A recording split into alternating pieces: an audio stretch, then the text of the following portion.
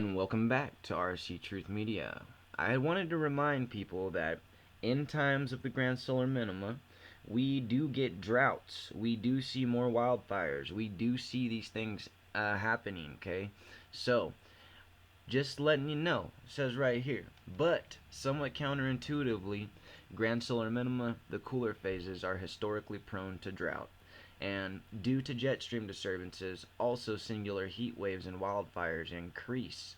It is primarily the climate instabilities and erratic weather, rather than the actual drop in temperature, that initially disrupts agriculture and civilization.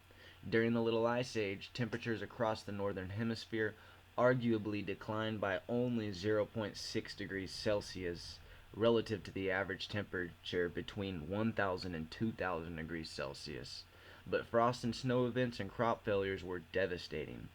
Remember, a normal grand storm minimum initially manifests not so much as a mini ice age, but could more appropriately be called a bad weather age. That's what is going on our Earth right now. Okay, we are seeing cooling in a lot of places, but we are also seeing droughts and wildfires in a lot of places. Okay, the cooling is one of the last things that happens. Okay, first you're going to see a lot of bad weather changes, and stuff like this. And on to ground solar minimum news. Record breaking summer, snow blankets Newfoundland and Labrador, Canada.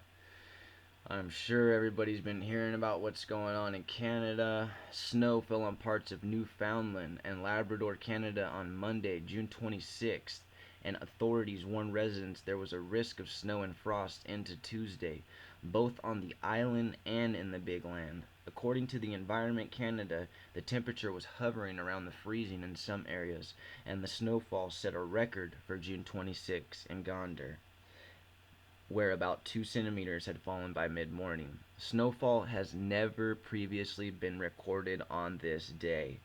We'll be in the record books for that, meteorologist Justin Bourdeau said, but we are not complete strangers to late season snowfalls in Gander. 3.2 centimeters of snow fell in Gander on June 20th in 1996, and 0.8 centimeters fell on June 29th in 1952. That's telling you how rare this event was, and these rare events we will be seeing more of during the grand solar minimum. Another article from Watchers tells us that more volcanoes are disrupting around the Earth. Intense eruption starts at Sierra Negra volcano.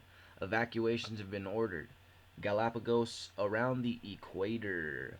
A new eruption started at Sierra Negra volcano on June 26, 2018, following intense seismic in recent weeks. The eruption produced a plume of volcanic ash mixed with SO2 and other gases, which is rising up to 8 kilometers above sea level. Experts describe the eruption as the worst since 1979. These type of events we are seeing, more and more volcanoes are erupting, and this is crazy.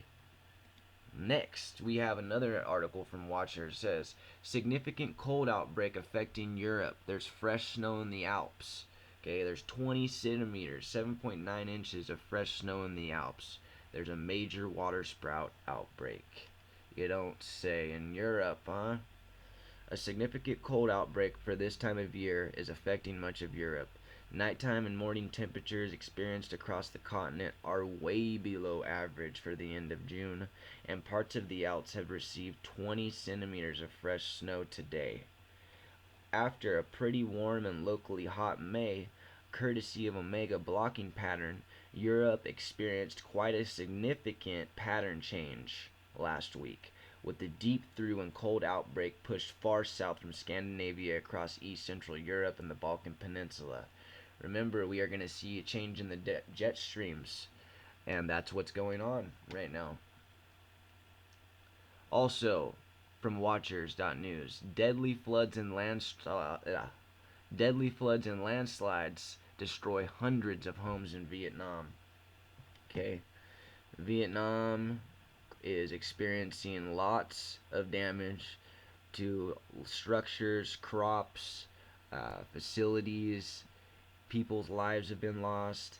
Heavy rains caused deadly flash floods and landslides in northern Vietnam over the weekend, claiming lives of at least 7 people and leaving 12 missing. The worst hit province was Lai Chai in Vietnam's mountainous region, where 5 people lost their lives and 12 were left missing. Floods and landslides swept away hundreds of homes, the country's Central Steering Committee for Natural Disasters Prevention said, adding that some sections of national and provincial roads were damaged, causing serious traffic jams. Meanwhile, Meanwhile, in the Arctic, in a development that could further advantage OPEC members as they step up production to compensate for failing exports out of Venezuela, Iran, the Barents Observer is reporting that 2 of Russia's largest Arctic outshipment points for oil and LNG have become packed with ice, leaving tankers and carriers stranded in the paralyzed area, which hasn't been this packed with ice at midsummer in 4 years. Okay, Arctic is gaining ice, something the mainstream media does not want you to know, and this is proof right in the pudding right here. I'll go ahead and leave this article as well so you can take a look when you get a chance. And this article also from Zero Hedge detailing how American farmers are killing themselves at an unprecedented rate due to crop yield losses, also due to the Federal Reserve raising their interest rates, making the loans on which farmers depend increasingly expensive. Okay, and what's going on with the trades overseas, bad relationships is only making this worse. So, we will not see this getting any better anytime soon, as we are going to get deeper and deeper into the Grand Solar Minimum. And this is when we see crypto system, as they detailed in 1996, the white paper by the NSA. The crypto system will be getting it will definitely be getting more attention. In other news, heavy rain hits more Chinese cities. China is going through it as well. Continuous heavy rain has battered several provinces in China, affecting tens of thousands of people and causing heavy economic losses. The lives of more than 142,100 people in South China's Guangxi Shuang autonomous region have been disrupted by the rain, local civil affairs department said on Tuesday. A total of 26 counties in the region have been hit by flooding. 3 people have died, and 8,360 hectares of crops have been damaged since June 22nd. That's just in the past 5 days.